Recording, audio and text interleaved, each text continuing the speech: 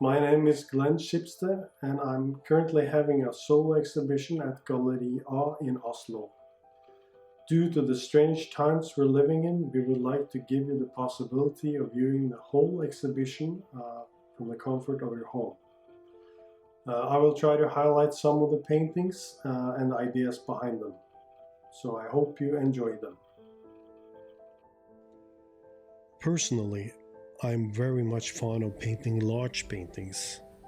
They give me the space to unfold ideas and thoughts in a totally different way than what smaller canvases do. The smaller ones demand a different way of thinking and demand on me to tell the idea faster. The series of hands is a way to study the hand and how it can express so much in such a small gesture. I strive to make paintings that give the viewer a discomfort, or that one feels it is more to it than what meets the eye. In Celebration of Sorts, I think I managed to deliver that idea. You feel there's more to it, something is going on. You have to work your way through the painting and look at everything that is there to look for clues. To me, the need of ownership is being highlighted in A Lonely Bird. The way it is painted gives you the feeling there's more there. The colors are heavy and the shadows close, as if there's a room of sorts. Is it lifeless or just staring at something? I spend a lot of time mixing colors, so they work together in harmony or as a complementary to each other. I also like to use sharp objects as contrasts to organic or dynamic forms. Objects can give a sense of dimension or simply create the tension that I'm looking for in a painting. There is so much energy put into each painting. No matter the size, it is all about a new friendship in a way. You have to get to know the painting before it opens up and tells you in what direction it wants to go. So you spend a lot of time working on each canvas in order for it to become what you felt it should become.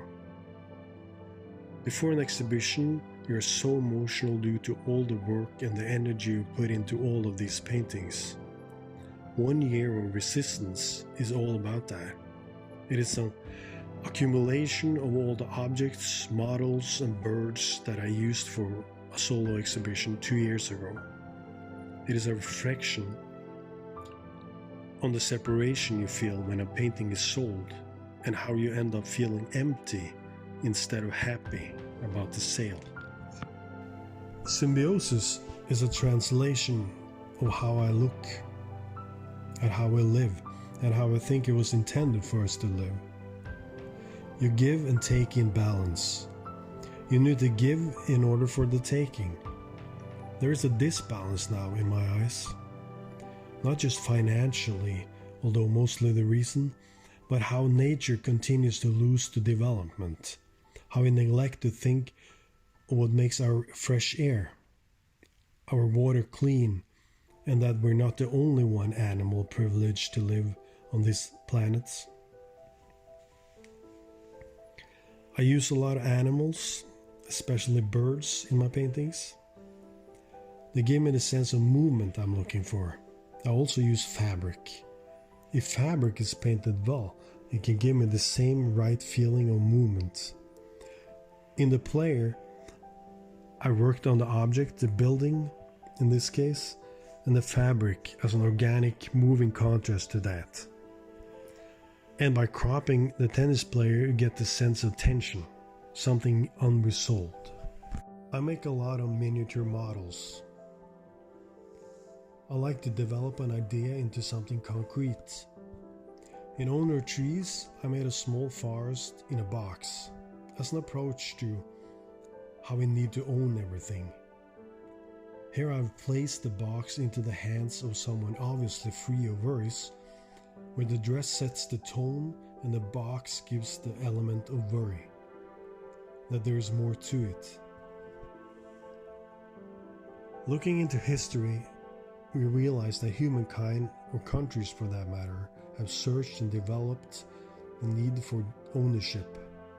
Colonial times, where rather small but developed countries would expedite into the world searching to conquer and bring riches and ownership back home. For me, this is a good example of how humans tend to think that power in money and development means an advantage to be superior over others. Conquerors is the essence of that, a picnic in the jungle with a trained monkey. Superiority. The people that think they will always reach surface. The survivors no matter what. The capitalists, the non-dreamers. The backdrop is the jungle, the clothing is white, and they're floating through what seems to be a wonderful scene taken from a commercial. Maybe for tennis, or maybe for expensive clothing. The elite. Nothing can reach their level unless invited. It became clear to me that this was a very loud way of telling my view of things. The distance is becoming too big. The backbone of this exhibition started to shape early in the process. I decided I wanted to paint a large painting whose story was based on the lushness of a jungle. I'm a green painter. I always end up with green, no matter what color I decided starting with. So I really wanted to do something grand, something that would demand the viewer to take time in front of this painting. And a jungle would do it. I seldom want to direct the viewer onto a political path, but this time I was lucky. With a new president in Brazil whose ignorance gave room for cutting down more of the Amazonian rainforest, and with the huge fires in Australia that killed thousands of animals with no comparisons, I realized that I needed a human being in my painting. I realized the human had to be falling. At least that's what it felt like to me. It was a fall for the human race. As a painter, I'm working very much towards the painting having more layers, that they demand something from the viewer and give a sense of deeper meaning. For me, it's important to look at how we live, how we demand and how we work towards ownership, usually of things. Materialism has become a word that returns in my work, and community, or dysfunctioning of it as we know it. We tend to forget about those around us to reach the goal or the prize in a way. Freud once said that we are all born collectors. How we develop that skill is what I'm interested in studying in my work. I hope you like the exhibition, and if you have any questions about the paintings, do not hesitate to contact the gallery.